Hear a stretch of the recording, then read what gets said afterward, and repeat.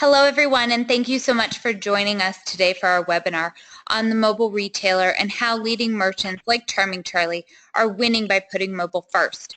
Our presenters today are Brian Beck with Guidance and Kate Kirkpatrick from Charming Charlie's.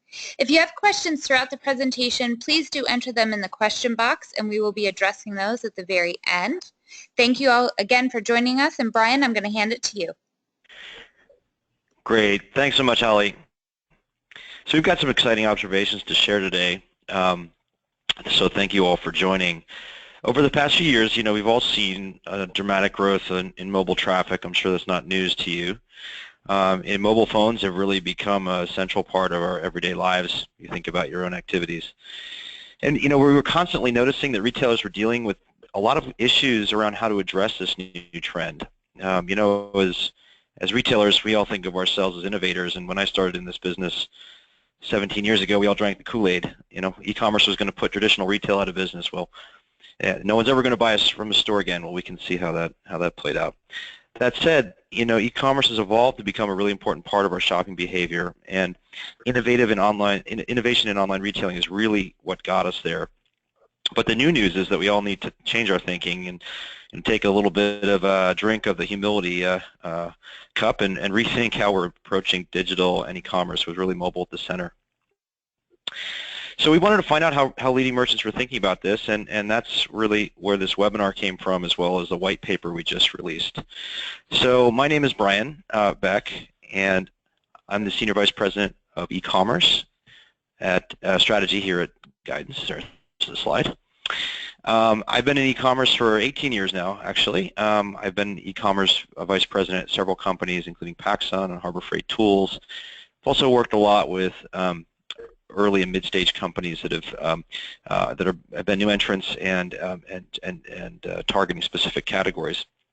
I also do a lot of this stuff, and these days, doing a lot of research and working with some of the fastest-growing retailers in the country at Guidance. So very excited to be presenting today with Charming Charlie and Kate Kirkpatrick, who's the VP of Ecommerce. Katie, I'll just speak to your background a bit. Feel free to chime in, but sure. Katie's been in e-commerce for 15 years. She's been leading the efforts there at Charming Charlie for over a year now, I believe. And she comes from Victoria's Secret, where she was director of digital commerce. Also holding positions at JCPenney and Neiman Marcus online, and really I work closely with Katie. Charming Charlie is one of our clients, and really the most exciting thing in working with Katie is her expertise around customer experience and her thought leadership in that area, and she's going to share some of that today. So welcome, Katie, and thanks for joining. Absolutely. So let's get into it a bit. So, to figure out this whole mobile thing, and we talked a minute ago about what's happening. I'll share some statistics in just a second, but we interviewed about 24 leading merchants, including Charming Charlie, Brighton, Charlotte Russe, PacSun, a whole bunch of others. And we didn't just speak to the bigger brands either. We spoke with some fast-growing startups, companies like Pura Vida, to find out where some of the most exciting innovation is happening across mobile. We really wanted to find out how retailers were dealing with the explosion in mobile usage, both from a marketing and merchandising perspective, but also from an organizational and process standpoint. We're seeing a lot of our retail clients hitting a mobile tipping point. Google calls it a mobile moment, where more than 50% of your site traffic is coming from mobile devices. I recall just 6 years ago when I was running e-commerce at Harbor Freight, our mobile traffic was only about 4% of the total, but it was really growing dramatically. But it still, at that point in time, was really more of a distraction. It wasn't something we focused on. But things have really changed. So we wanted to find out how retailers were capitalizing on all this, and what we found was some new approaches, as well as changes in even org structure and incentives. And really, the story is re-innovating ourselves. The innovators are getting innovated. So you can find out a lot more by downloading the white paper. There's a link right here on this slide, and we'll show it again at the end, so you know where to get it. It's available on the guidance.com website. So I mentioned the kind of the shift in mobile behavior, and really interesting fact here from Google: over 60% of shopping behavior starts on the smartphone. really incredible. If you think about your own behavior and your use of smartphones in your daily activity, it actually becomes less surprising, but but when you put numbers on it, it really drives it home. Reinforcing this is the dominating force that is Amazon. For example, more product searches are now starting on Amazon than even on Google, and certainly more than on all of our retailer sites. So Amazon's mobile app has a lot to do with this. So it's really happening across the board. If some of you were at the Fashion Digital LA event a month or so ago, you may have heard the keynote I gave with Rick Kinney at Demandware. So I'm stealing shamelessly from one or two things he provided, because just some great data. So this is Demandware year-over-year increase in shopping carts created. And carts have really become a unifying factor in commerce, mobile carts in particular, and they've really become a wish list that carries across all channels. It's an online to offline connection, and it's a clear sign of shopping intent.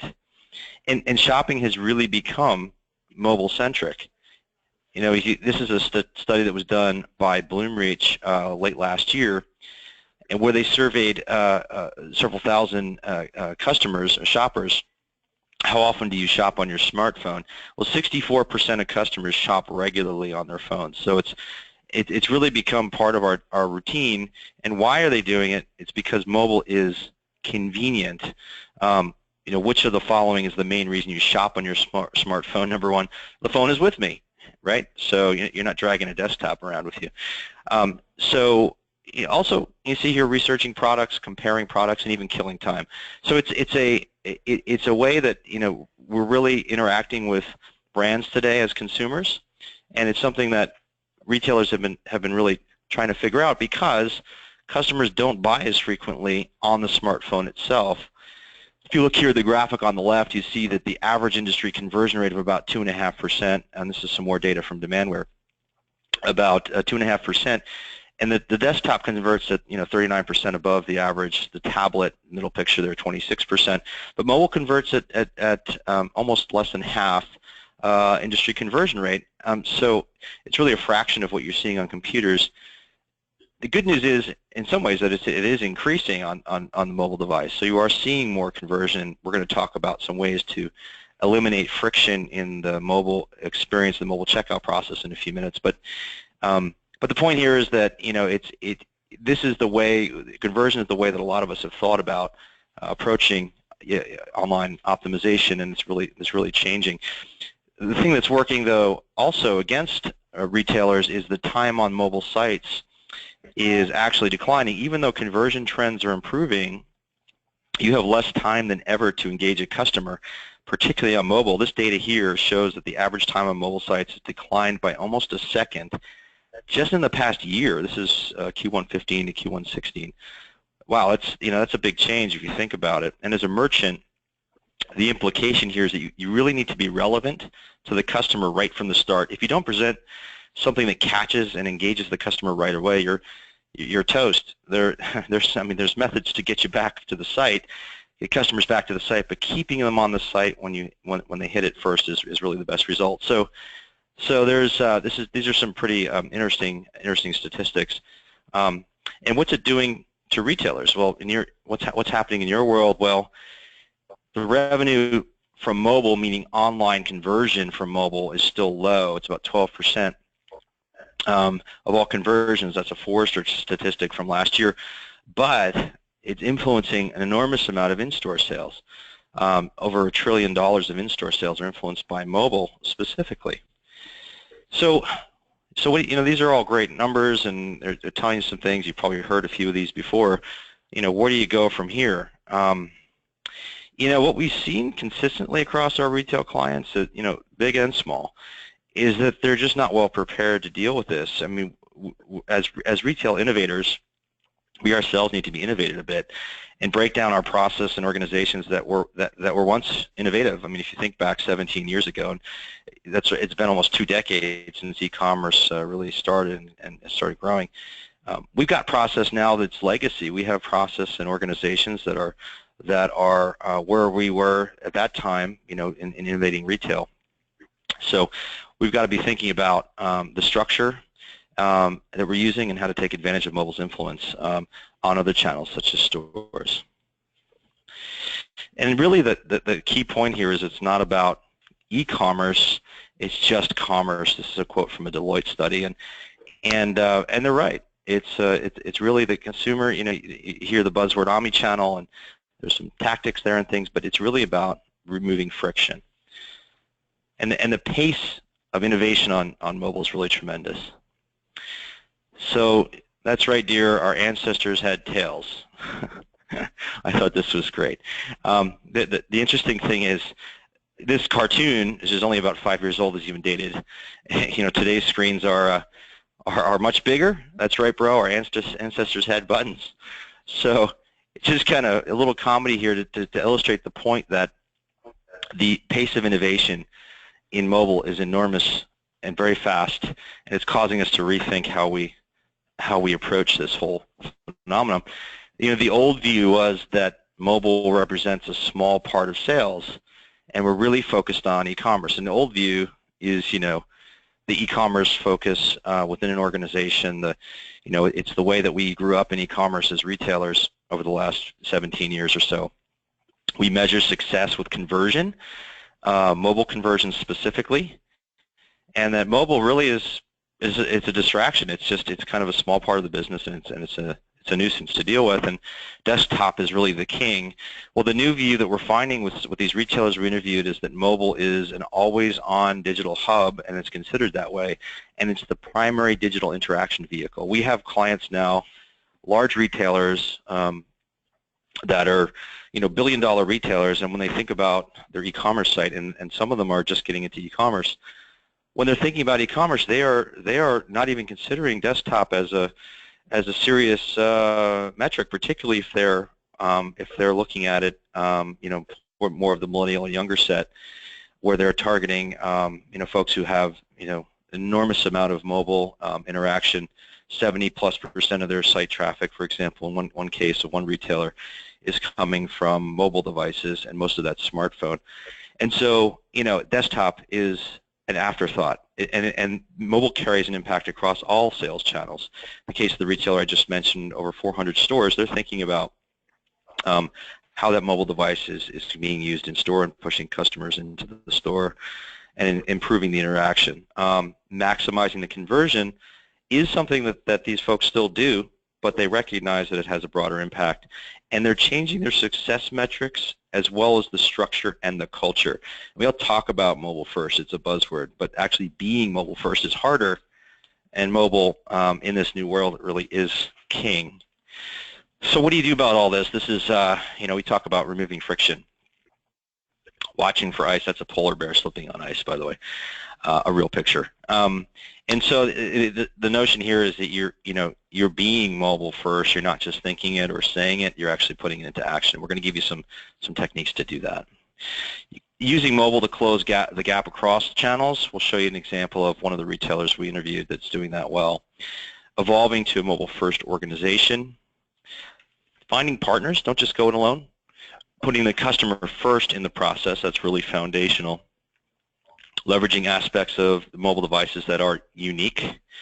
Making it fast, meaning performance of the mobile site, is foundational and critical. In some ways, don't even do the rest of this until that's in place. Getting the data right across all channels. And then don't forget about mobile checkout, because moving friction on the mobile experience still is important for checkout, for mobile conversions, because it is a growing part of the business. So Katie, you want to talk a little bit about being mobile first? Sure, absolutely. So for us, I can tell you we're in the beginning of our journey of really kind of transitioning from being very desktop-centric and moving to a mobile first. And, you know, it's a very easy thing to talk about and say out loud, but I think what we've been really focused on is how do we kind of create actions that are centered around being mobile first. So a couple of things that we've done to really action it versus just conceptually talk about it is to start thinking about our design process from a mobile first perspective. That's been a huge change process. It's a hard thing to kind of you know, get the team moving in that way, but we found a lot of benefits in being able to kind of you know, thinking small in the mobile device actually helps us think bigger So that's been a really huge improvement. Additionally, we spend a lot of time walking the store. It's something in some previous experiences that has always been a big part of managing the online store, and we really have changed our method of making sure that we're really bringing the devices to the table and not just using the desktop as our crutch to kind of walk the experience and see how the customer might be experiencing them themselves. So really stepping into their shoes. And then additionally, really using the mobile insights. So we found that we can do some really different A/B testing and learn a lot through the mobile experience that could then inform how we move in desktop and even in stores. So we're definitely using those kind of core KPIs and insights there to really drive some of our future thinking. Hey, Katie, if I could add something to that, if you don't mind. Yeah. The Walk the Mobile Store, Charming Charlie, for those of you who aren't familiar with the brand, has more than 350 stores. And one of the things that's really impressed me, Katie, about the way that you're managing the business too is you're looking at the physical store as a model and understanding how the customer is interacting in the physical store. And we'll share some customer research a bit later. Example of that, but that walking the mobile store and understanding how they're kind of using the device and kind of modeling that after the physical store is really I thought was really an innovative approach. Yeah, I just to kind of build on that too, Brian. Like, we believe there's a lot of behaviors that just happen in store that are innate, and so we don't really need to change the behaviors. We just want to build on them in the native space. So that's been a big part of kind of how we built our roadmap. Awesome. Great. So, and then I think there on the next slide, Brian, there's an example. So this is again, we're in the beginning of our journey, but this is actually around this time last year when we decided to make this big leap and really action in a mobile-first way. These are some initial prototypes. They're not even even similar to where we're headed, but this is just kind of our first stab at kind of actioning and being able to start in the mobile space first, and then really think about how we enhance it in the desktop space, knowing that there are some different things that we can do in desktop that we wouldn't do in mobile. We are following the industry trend as well. More than half of our traffic is coming from mobile. We're definitely not converting at that same rate. So we really wanted to, put a lot of thought up front and really think about the experience and really find those native moments so that then we could think about the desktop second.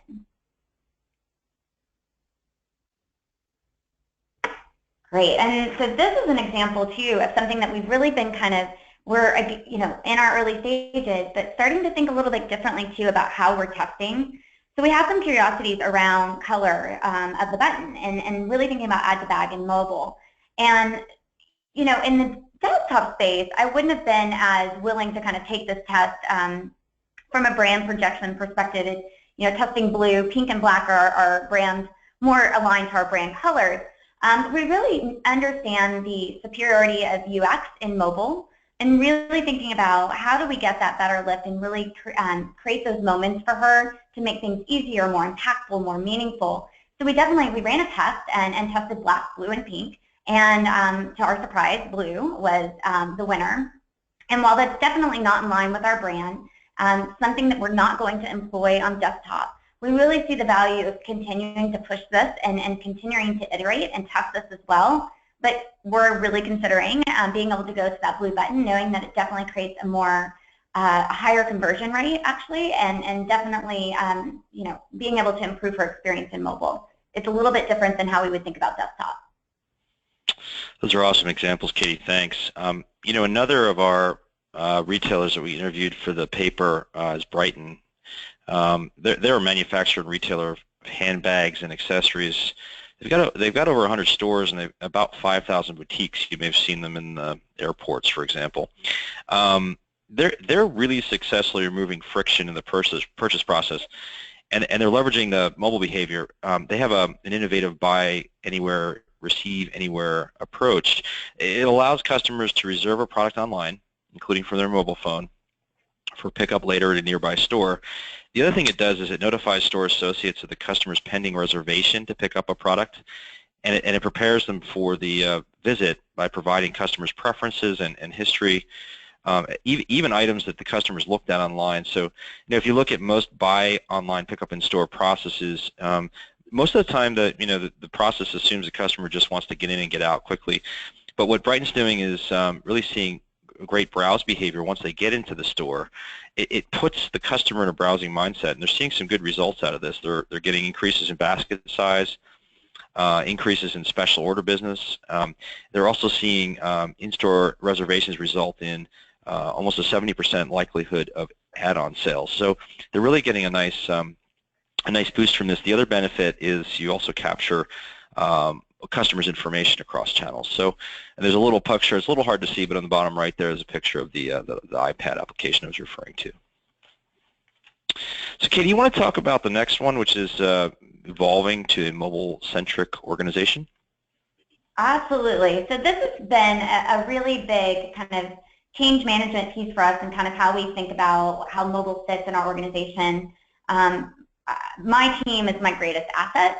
It is, when you think about your enablers, it's definitely going to be the people that you work with and how you kind of think about structuring that so everyone can be successful in the mobile environment.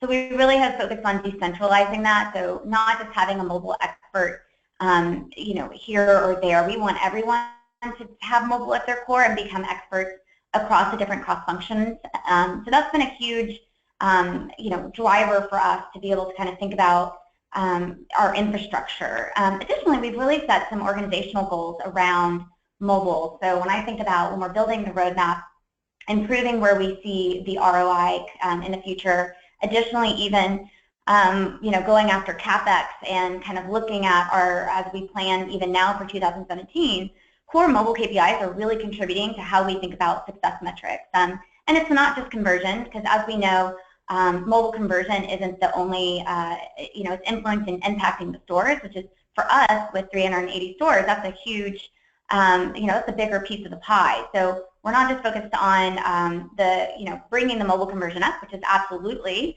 a core metric for us, but it's also really thinking about the influencing, impacting the greater pie.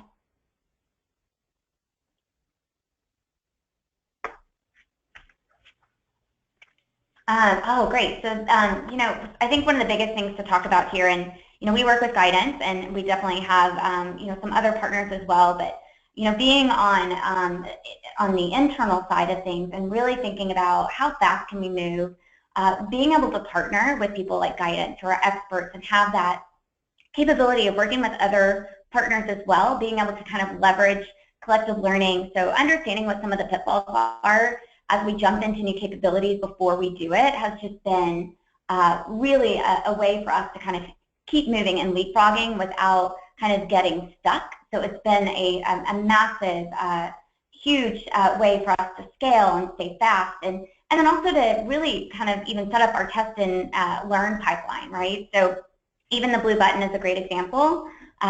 We had heard from, through our partners, of knowing that people have seen some great learns through just color testing on the button in mobile, and that really helped us kind of set up where we would put our focus and really kind of what's the pipeline that we're doing to kind of really improve and optimize our channel.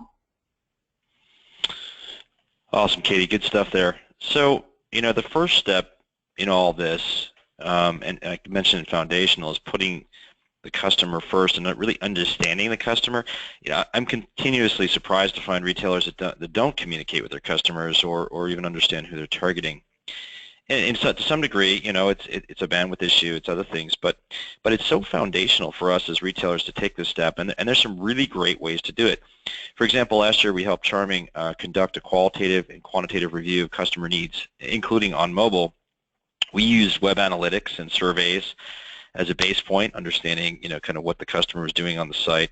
But then we added, really importantly, store intercepts, a usability review, customer interviews, where we were actually interviewing individual customers who went into their houses and interviewed them using the site in their house. There's a picture of a few of the customers that we interviewed, and it really forms the basis of understanding how they're using mobile and the web in general to interact with your brand, and then taking some of those things and testing. Katie mentioned testing as an important tool. What it does, though, is is it results in an informed roadmap. It also, eliminates some of the debates around who your customer is and how to target them. And ultimately, by doing this and really getting the customer's voice into your organization, it results in improved sales. And Charming's seen some nice lifts in conversion as a result of some of this stuff at the foundation. Katie, do you want to add anything to this? Absolutely. I mean, I think the biggest thing is you can't be mobile first if you're not customer first. They really do go hand in hand, and I think guidance has been a great partner with us and really helping us kind of unlock, what the customer is saying. And I think for us, we have, additional ways that we get to that. What she says and what she does can be two completely different things sometimes. So how we leverage our customer contact center, where the friction may be and of what they're hearing from their side, they're very close to the customer. Using 4C in their surveys, we've had a lot of great learnings where simple things that we can do when a customer is feeling like, one example might be we knew that through customer feedback that sometimes as she's browsing the site, she can get lost and not understand really where she is in the store. And a really simple way for us to fix that is to add highlighting within navigation so she knows where she's at. So you really kind of get some great nuggets that seem, they're big wins, but sometimes there's a lot of small effort behind that. So, that's a really great thing to kind of make sure you're always listening to the customer. Yeah, for sure. Great examples, Katie. And, one of the things we also found out of that customer research was that the customer was using mobile to look up, promotions, events, things like that. And we knew, let's get the next slide here, we knew that that Charming, that we had a promotional period coming up in, November, December, as most retailers do. It's the peak, peak time of the year. We leveraged that planned event, merchandising events or series of events to implement an omni-channel coupon strategy, and we set up a network of affiliate sites that had mobile apps and geo coverage across all of Charming's locations. And we enabled push notifications and mobile messaging right when the customer entered the parking lot of the mall or shopping center. And really to draw attention to Charming at a time when there was high purchase intent. And the results were pretty interesting. We got over $3 million in in-store sales as a result of that. And even more impactful was thousands of new customers to the business. You wouldn't think necessarily through, the affiliate channel you'd see that, but we saw it. And in addition to new customers, we also saw a nice bit of reactivation of the file of older customers that had lapsed. We continue to do this today, and it continues to add new customers to the business, and it really just speaks to the power of mobile, driving across all channels, and in this case into store. So I mentioned earlier that site speed is really foundational performance. So in some ways, if your site isn't performing, don't even bother with this stuff. Here's the other stuff. Here's some data from SOSTA that shows that with faster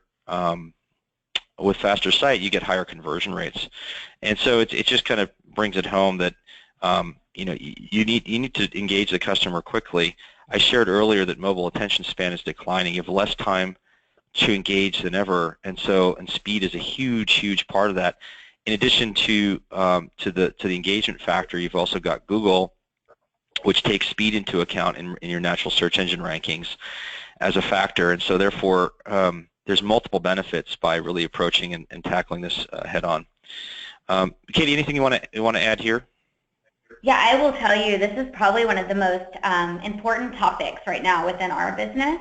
I think the reality is that myself included, plus my partners, we're never going to want to stop adding things to the site or to the mobile experience. So we've really had to kind of put some guidelines and perimeters around how we think about really making sure that we keep performance top of mind.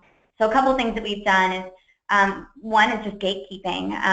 When you have different parts of the business asking for pixels, it's just a pixel. It's just, oh no, it's one small piece of code. Everybody kind of says that, right? And all your partners are saying, oh, it's no big deal at all. It's one line of JavaScript. Well, that stuff adds up. And so a couple of things, we're being really smart about having accountability and gatekeeping of what's being added and what does that look like and what are the trade-offs, for adding a new capability, what's the performance trade-off. Additionally, we're doing some hygiene. So, you inherit old pixels. There's pixels that have been there from 2 years ago that anyone here that's now at the business didn't request. So it's really going back and making sure that we're maintaining and cleaning things up so that we're not just leaving old stuff on the site that could impact. And then we're doing other things like image optimization and really being smart about functionality. Of course, we want to enhance the experience, but we're really focused on, is the pop-up delayed so it doesn't impact how Google reads our site performance? Is it not doing an auto scroll on carousel, things like that, so that we can really kind of be smart and clever about how we're thinking about the customer's perceived speed, and then also just how Google kind of perceives us from a speed perspective. Awesome, Katie. And one of the other things that we found in looking at and interviewing all these different merchants is it's easy to underestimate the power of the data. And so moving on to the next slide here, getting the information right is really important to maintain trust. People rely on the mobile device to tell them things these days. If you think about your own behavior, whether it's using it to get around with maps or socialize with friends on Facebook app, etc., there's a lot of things that people rely on the mobile phone for. In the case of your business, it's maintaining accurate information and maintaining trust. Another of our retailer clients is Foot Locker, and we've deployed a number of features for them around Omni-channel. One of the ones I wanted to highlight here is inventory availability. If you look here, this is a sneaker that they sell, and when you add it to cart, you're able to select a store to pay now and ship to store, and go ahead and pick it up in store. You can also check the inventory level in that store of that shoe. The other thing that's important is the pricing consistency in their case, and we've also seen instances where pricing discrimination occurs, meaning not in a bad way, just in different markets. Retailers are using different pricing to be consistent with stores, particularly some of the larger retailers in the market like Lowe's and others. And at a fundamental level, if your inventory system isn't set up to support this, and many retailers still need to evolve some of their back-end systems to support something like this, store information, hours, and events are important to convey correctly. And with down to store manager names, store locations, if you're moving stores, these are things that can cause trust issues if you don't keep them current and up to date. Katie, you want to add something to that, or? Yeah, and I think there's an example on the next slide for us. We're still in the early stages of getting to the inventory transparency, and definitely understand that we have to get that right, or we're going to create more negative response than positive. But we're definitely in the fundamentals, and this is kind of a future example of how we're really thinking about bringing the store localization more prominent to the global elements of our site. And you can see there that we have a open now, and there's a red dot or a closed now, and we definitely understand the impact of context and being able to get, if that information is wrong. I can actually tell you I just had an experience where I was on vacation and wanted to run to Saks, and I pulled up their information online if they were open, and it said it was. So I got in the car and I went there and they were closed. So I had a customer experience where I was like, oh yeah, this is, that was a really not a positive experience for me. So we definitely understand the value of getting this right. So we've spoken a lot about how mobile drives cross-channel sales and supports other channels, but we don't want to forget about the mobile as an online conversion platform. And mobile checkout, frankly, is one of the most important parts of this. It's where a lot of the friction exists. So some of the smaller, fast-growing retailers we spoke with for our white paper are among the best at innovating, particularly if they're serving that younger kind of millennial set that's highly mobile. A great example is Pura Vida. They're taking some really good steps to eliminate friction on mobile. So this is I'm going to show you a Google Maps integration in checkout. So if you go to Pura Vida and you're on their mobile site and you add something to the cart, what happens is as you start filling out the cart forms, you're presented with a pop-up that asks you if you'd like to use your current location. Once you select that you would, it starts to autofill some of your address based on an integration with Google Maps. And what it does is it really increases the throughput of checkout. Another example of doing this is PacSun. They pulled up the PayPal checkout or checkout with PayPal button in the shopping cart to make it much more prominent, and PayPal makes it easier, not to have to re-enter a lot of information on the credit card, etc. So that also had a positive impact on conversion for PacSun. In fact, Pac got its mobile conversion up over 1%. In Pura Vida's case, they're almost a double-digit conversion on mobile. So really incredible numbers coming out of this kind of activity. Katie, you want to add something to that? This is a huge focus for us, I'm sure, as it is for everybody. And, we're kind of looking, as we get into our iteration in our new site that's launching soon, is really trying to get to a 50% reduction in interactions in steps at the checkout, and then just focusing on simple things. Really thinking about her kind of thumb finger process of being able to do that. So, making sure the right keyboards are popping up when she's, depending on what field she's on. So it's really getting back to the basics and making sure that it's just super easy and hopefully seamless for her to create that checkout process.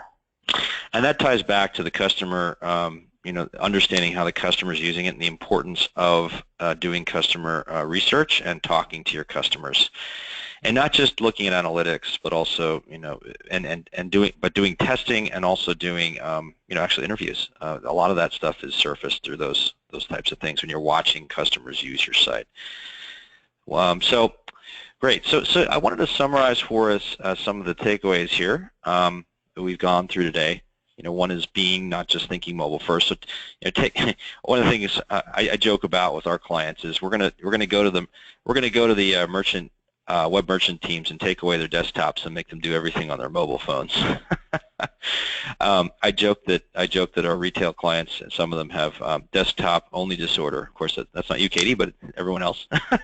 And really, the issue is that we're still kind of in that older mode of doing things the way we've done it for the last 15, 18 years. Which is merchandising on the desktop. Well, let's get a process in place where the merchants are looking at their phones and merchandising to that. Closing the gap across channels, we provided an example with Brighton. There are many other examples of companies doing that successfully to enable the purchase and remove friction through the whole process. Mobile first organization, Katie provided some great examples there of how you're doing that at Charming Charlie, and also finding partners that you can pull ideas from and bring market perspective on what's working across different types of retailers. And then putting the customer first, in some ways this should be number one. Do your research and talking with the customers. The unique aspects of mobile devices, I shared the example of Charming using push notifications. Another great example, of course, is Amazon and its mobile app. Just ways to leverage stored payment types and other things to make the process very seamless. Making it fast, maybe this should be number two. Speed drives engagement and conversion and helps you with natural search rankings and a lot of other benefits. Getting the data right. I talked about the Foot Locker example, and then Katie shared the store locator, and then don't forget about checkout. And there's some ways you can get to some improvements there. So that brings us to our Q&A piece. We do have the link here again at the bottom for the mobile retailer, so you can go ahead and store that link and download. It's a free white paper. It's about 20 pages and packed with all kinds of good information and even a lot more than what we shared today, because we don't have enough time today to share everything we learned. But definitely encourage you to take a look at that. And we'll go ahead and open it up for questions. Holly, do we have some questions? Yes, we do. Thank you, Brian and Katie. That was wonderful. The first question I have is, can you speak more to the mobile text messaging of customers? And is Charming Charlie reaching out to their customers via SMS messaging as well? SMS, I don't think, Katie, unless you know of... Yeah, I know we're doing that today, but there is a lot going on right now in the mobile marketing piece. I will tell you that it's not, we have an amazing VP of Marketing, Ujwal, who's driving that. We're absolutely reorganizing our spend to be more driven in the mobile space, but we're definitely kind of focused on context and mobile and push notifications, and really utilizing that channel to make the most of it from a store perspective. I can tell you that from the mobile, from the push notification standpoint, that's an ongoing effort, and that's more about, it's not text-based. It's more about leveraging the mobile apps that are in place with a number of affiliate partners. So if you go into your affiliate networks and you look at some of the folks who, some of the larger affiliate partners have been investing heavily in physical infrastructure, and some of them are even testing beaconing technology to within the mall, for example, or within shopping plazas, et cetera, to actually allow stores to present very, very relevant information right on the mobile device in store. So some of the larger, publisher affiliate partners are doing some of those things, and that's what we were describing earlier in the deck. So there's definite ways to leverage what they've already invested in and not have to spend the capital yourself. Wonderful, thank you. Our next question is for both Guidance and Charming Charlie. You've each mentioned the importance of partners. Who have been some of the partners or vendors that have been integral in supporting and improving your mobile experience? I'll let Katie answer that. I'm biased. Yeah, I'll we absolutely work with Guidance, and I think what's been interesting too is thinking about partners. Guidance has been a great service provider to us in thought leadership, and actually even helping us find the right technical vendors as well. So I think it's, we're finding too that a lot of times when we're, maybe it's A/B testing is a great example. We're looking for the right technology for our business, but we also don't have the bandwidth or scope internally to actually manage that or maintenance it right, because a lot of times we always think, it's just so easy, we can get that technology. But if you don't have the people and the process to manage it, it's really a disservice to everybody involved, because no one is being set up for success. So, ways that we've been leveraging Guidance as well is being able to say, wow, we don't have the internal bandwidth to have the people or the process to manage that, but we absolutely understand the value.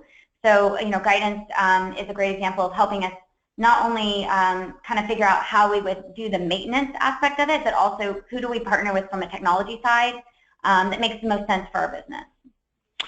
And at its core too, Charmy's been working with Magento now for several years as well. So there's a good relationship there, and I think I think that would be another kind of key partnership, right, Katie? Yeah, and absolutely, and there's more to your point. And we work with WPromote from a marketing perspective.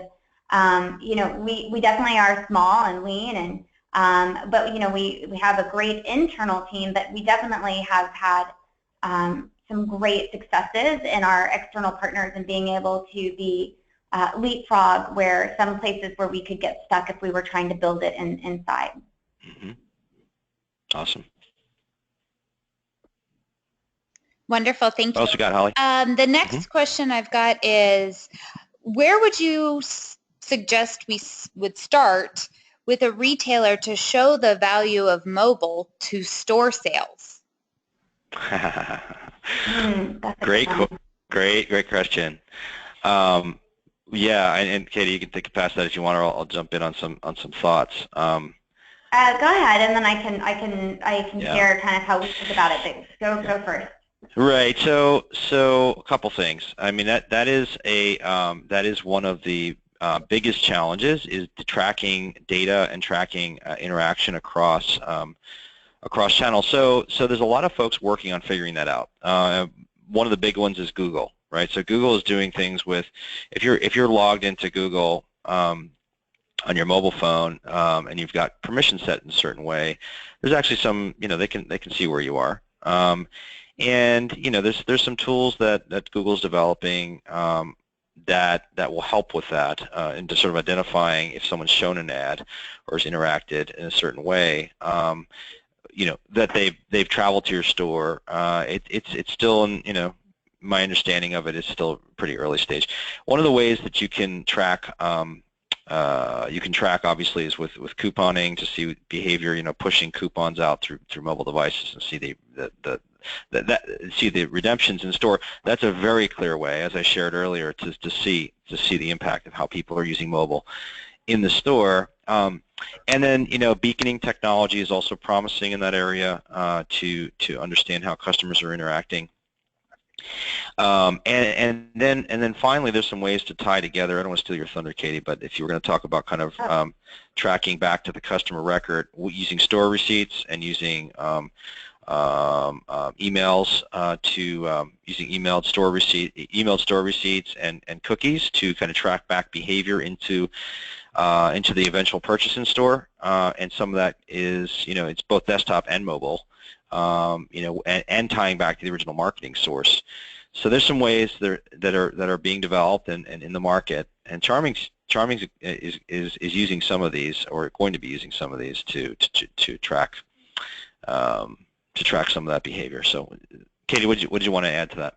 No, I mean, Brian, I think you answered it really well from a kind of a tangible perspective of how you get to that. I think, there is one of the biggest things that conceptually is, really getting your executive team to understand the value of mobile. And I think, part of that too is just even through personal experience and understanding how important the mobile device is to, there's times where it's easy to walk into a meeting and I can present something, but I can ask everybody to get out their mobile phones, and knowing that everybody is going to have theirs on them, right? Nobody walks away from that. And then also just going back to listening to the customer. I mean, going to store and you can watch your customer shop with their mobile device in their hand. So while there's things that we're doing to really tangibly track those interactions so we can actually prove the influence and impact, there's also things that you can just see from a qualitative perspective that hopefully conceptually can help you make that business case within your company. Yeah, customer research definitely does help. That's good. That's a good point. Great. Holly, what else you got? Thank you both. The next question I have is, do you have any guidance on how to design pilots? We have lots of guidance, pun intended, on how to design pilots. Mm-hmm. Is that just generally speaking? Looks like. They replied test programs, so I'm guessing for mobile. Oh, sure, yeah. Katie, do you want to speak to that, or I can? I mean, you gave that example of testing. So just how to do mobile, how we're piloting mobile testing, is that the question? Yeah, I think they're asking about kind of digital experience optimization testing, running a pilot program within, by using testing and testing it, and testing the reaction of the market. Kind of, the stuff we're kicking off next week with yeah. You. So we're actually about to start a pretty big partnership, which is exciting, with Guidance too, where we're really focused on the pipeline of what that's going to look like for mobile. And I would just say, a lot of things that we're doing internally to kind of get to what the pipeline should be for testing in mobile is coming from a few different inputs. So one, we have, going back to the customer, we know some things that we have some curiosities around that we know that we want to test in mobile. There's, stakeholder curiosities of, if I do this, will I get that? So we have a lot of hypotheses rolling around that we definitely are excited. From piloting to getting to an A/B testing, that for us has really meant partnership, because it's something that we haven't been able to execute internally just because of our bandwidth is so, we're so mean and lean. So I think, that's kind of been the biggest decision that we've made. We've had A/B testing in the past on our own, and we haven't been very structured or disciplined, I would say, and really driving that, because we just didn't have real accountability internally to kind of move that program forward. So I think one of the biggest things we've done is knowing, kind of recognizing what we don't have and what we don't know, and that's partnering with Guidance and the right technology to be able to execute this in a really focused, streamlined way, in an ongoing, continuous way. Yeah, that's great, Katie. I mean, testing is a good way to effectively do a pilot, because you can create an alternative experience and test into it by siphoning a portion of your traffic to that alternate experience, whether that's on a mobile checkout experience or a different navigation structure or homepage or other things like that. Testing into that is proven to, number one, reduce risk, but also really help you identify let your customer vote on what the best experience is. So yeah. And the key there is to do it as you were describing, Katie, regularly and at a consistent cadence of 5 or 10 tests a month running all the time, so that you're really getting the most value out of the process. Otherwise, it takes a while to find the things that work. Yeah, and I think the other thing I would add too is just really understanding if you're going to pilot something, really know before you start, what are you going to do if it's positive? What's your outcome if it's negative? What's your next move if it's flat? So that, I think for me, from a business perspective, where some failures have been when we tested something is because we didn't, before we tested, outline how we would proceed with the outcome of positive, flat, negative, or what our threshold of pain was, is that you could get a read, and because you weren't prepared, you almost could take the data incorrectly and make not a great decision. So we absolutely pilot every new capability before we put it on the site, especially as we work with new vendors. So something like adding product recommendations, or so you really understand that the return on investment when you, of course, put budget into that. But I would just say make sure that before you do the test, that everyone's aligned to what the action plan is based on whatever the return is. Awesome. All right, Holly, what else? Thank you so much. The next question we have is, regarding the mobile-centric organization, what are some of the specific metrics that you've used to incentivize mobile behavior from your team? Katie, you want to take that? Yeah, for sure. So for us, it's been, of course, we use conversion rate. I mean, we're definitely focused on we have a pretty low conversion rate in mobile right now, and we have a goal in mind with some of the updates that we're going to be launching in the next few weeks, and of course over the holiday timeframe.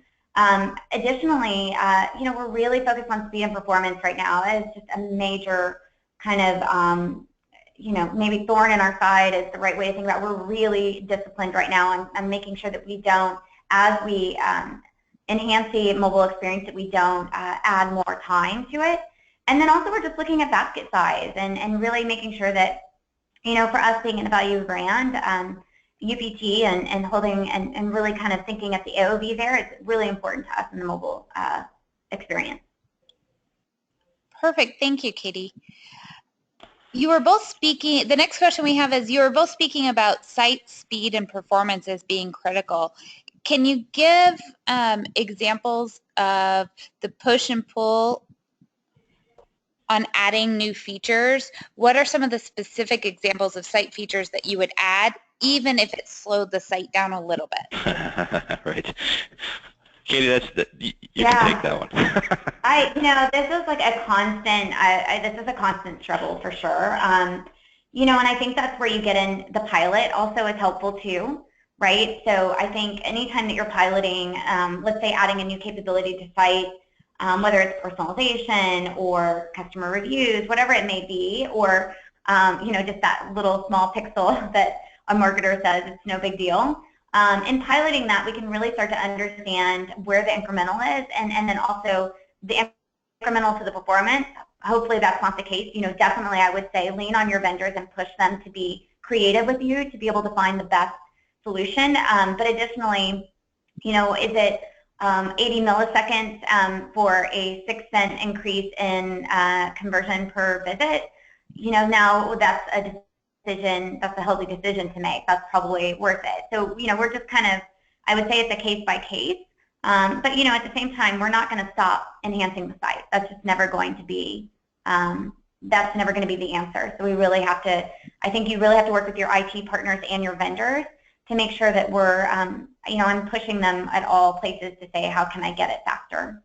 Yeah, and I'd say too, to add to that, that's great points, Katie. I think testing into it is important. I'd also say that there are tools and methods now to assist with reducing some of the load and managing those pixels and making sure that you really just need to make sure you've got good people on your infrastructure side and your IT team that understand what the implications are, and that they're very carefully looking at the technical specifications of the new tools.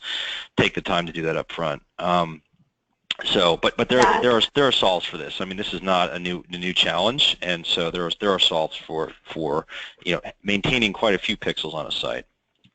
Yeah, our IT team is amazing, and they're really great at kind of finding clever ways, but additionally, to your point, Brian, they're using tools that also just kind of help them identify moments where there's some efficiencies that could be, kind of where they could make some streamlining to be able to get to that faster performance. And they've seen great success in using some of those tools.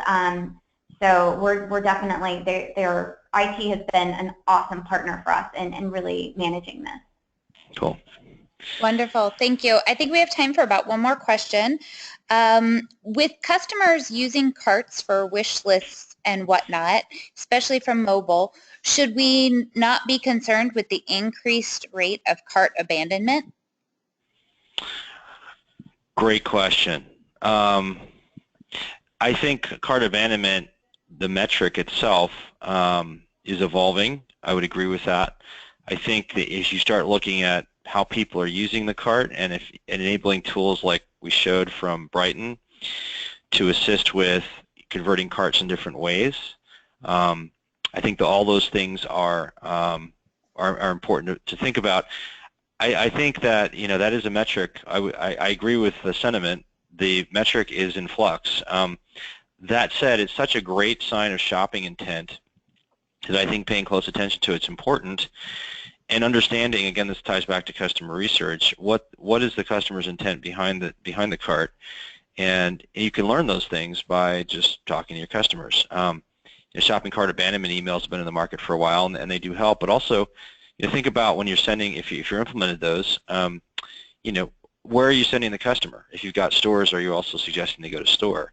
If you have the ability to do integration with stores, are the products in inventory in the stores in their region that you can highlight in that email? There's things that some of the more innovative retailers are doing around those sorts of things that really help to rethink rethink that metric and actually and help convert in other channels. Katie, do you want to add anything to that? It's a great question. I think you did a great job of answering that. I think for us too, it's kind of the blurry lines of understanding where that cart actually is abandoned because she goes in store, and we can't always prove that. So again, I think it's to your point. It's learning and listening from your customer, because right now that might be the most tangible way to understand her behavior and how she's using the mobile cart. But I definitely am excited because I do think there's a lot of new things on the horizon that will actually allow us to attribute that and not question it as much as we do today. We're not too far away from getting there. Yeah, and it's a great place for testing, right? So the cart. So there's a lot of ways to skin that cat, but it is definitely it is evolving for sure. Holly, what else? Are we good? Yeah, we out of time? Brian and Katie, I just want to thank you both for your time today, and thank everybody that was able to join us. Just so you know, if you want to come back and visit any of this information, or it's something that you would like someone on your team to listen to, we will be posting this on the guidance website for you guys to access. Brian, Katie, do you have any closing remarks? Just don't forget to go get that white paper. Thank you, Katie. Thank you. Thank you. All right, guys. Good luck out there. Have a great day. Bye.